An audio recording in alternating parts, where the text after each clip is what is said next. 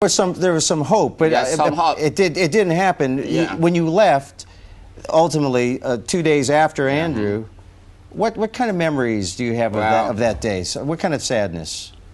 I'm very sad because, you know, I fought for 25 years. You know, my life was the army. The army was my raison d'etre, you know. And all of a sudden you lose everything, you know. Your military career ended with the demise of something you love. You know, I grew up with the army. I fought with this. And, you know, my career just ended with the demise of this young and, I think, courageous army. It's very sad. Do you recall where you were seated in the helicopter? Do you recall those moments and the sounds? Do you hear those sounds? Do those sounds of the? Yeah, sometimes I just still have the the memories. But I'm very sad, not because we lost the war, but because we were abandoned by our friend. You know, to be abandoned by our comrade in arms. You're talking about the Americans. Yeah, American. Because in the darkest hour of our history, it's very frustrating.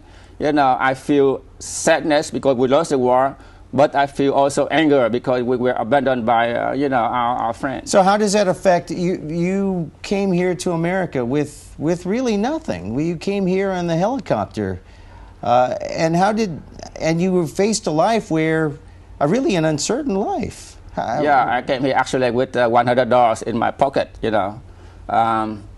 But, you know, when I came here, I just tried to forget about everything. I tried to set away my memories, you know, my emotion.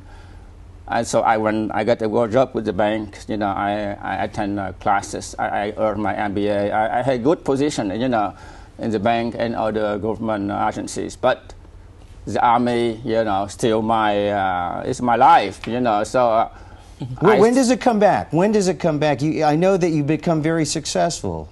And you have your MBA and you had a good job, and now you provide for your family. You live very well in America. How do you reconcile the feelings that you had when you were on that helicopter and the things that ultimately happened to you in America?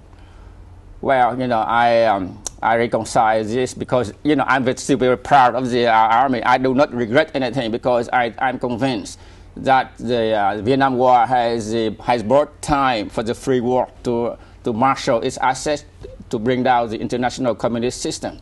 And I'm very proud of that. And all right, but you can hear from what Andrew said when he went back to Vietnam and how Vietnam has changed. And now you have changed too. You're part of this American system. And there's sort of a warming trend with Vietnam. Do you see yourself going back to Vietnam as a new General T. Lam or as a new American T. Lam? No, I will come back to Vietnam after the collapse of the existing communist regime, and I think I expect it to happen very soon. All right, Andy, you hear your father talk there. He's going to wait until the regime falls. Yeah. You just came back from Vietnam.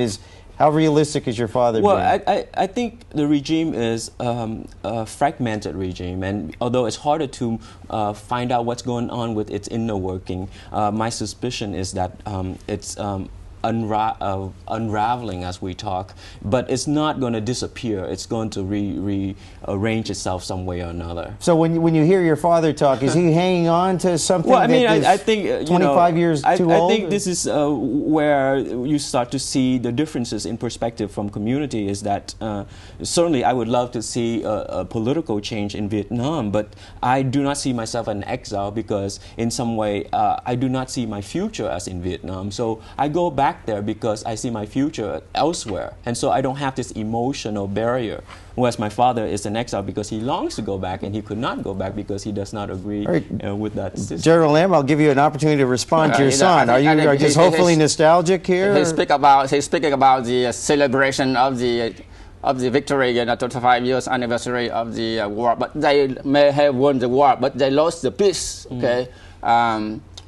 You know, they are facing now a very big dilemma, because, you know, to explain that, I had to borrow a phrase from you know, Dr. Brittany Brzezinski. He's a former national advisor to President Carter. He said the Marxist system's insoluble dilemma is that economic success can be purchased only at the cost of political stability, while political stability can be sustained only at the cost of economic failure. In other words, economics reform to succeed must be implemented with political reform.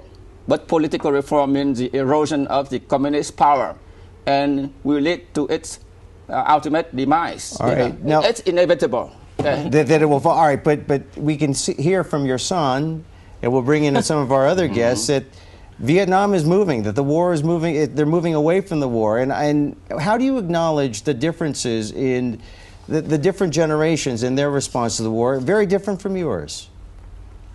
Well, and I don't know, but they are not very well informed about the current situation in Vietnam, and they don't have time, but they have their life here. Yeah. You know, and maybe they should get more informed. All right, Con Lee, you know a little about the current situation. You've been to Vietnam. In fact, I just came back last month, and the economic situation is fairly grim, in my opinion. You know, after the Asian crisis, Vietnam was affected, and while the neighboring countries are recovering now, Vietnam is not. In fact, it's losing out to the neighboring country. Foreign investors are going to Thailand and Malaysia instead of coming to Vietnam.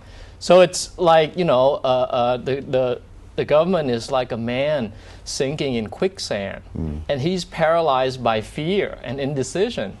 So, you know, he's just hoping that it's going to stop, but the country is just sinking further and further. Con, you have some shared experiences with General Lam. You weren't in the Army, but you were a young boy, and you were part of that the fall of the Saigon airlift.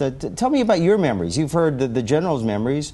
How do your memories of that day contrast? You always saw pictures of helicopters leaving the embassy. I was in one of those helicopters. And when I left, I looked down in Saigon and it was burning. And my first thought was that this is the last time I was going to see this place again. And for the first time in my life, I pray. And so when I came back, you know, 17 years later, Vietnam was very much the same. I remember all the streets, all the landmarks, and so on and so forth. It wasn't until a few years later that change came very rapidly. Unfortunately, the change were not sustained, and Vietnam is very stagnant right now. Yeah. So now this idea that General Lam left Vietnam as the army had fallen. I think I agree with him that the communists might have won the war, but they lost the peace, because they basically, in my opinion, ruined the country. Yeah. Well, but you also left part of that retreat. Do you feel like a winner now, or? No, I don't think there's any winner and loser. I think there's only sadness for wasted opportunities. I have a lot of very talented friends, and they spend half of their lives trying to flee, and they couldn't make it out, you know, as a boat person, and they were arrested, went to prison, and so the whole youth is lost, and now they're trying to rebuild their lives slowly. So, and I think that's a metaphor for the whole country.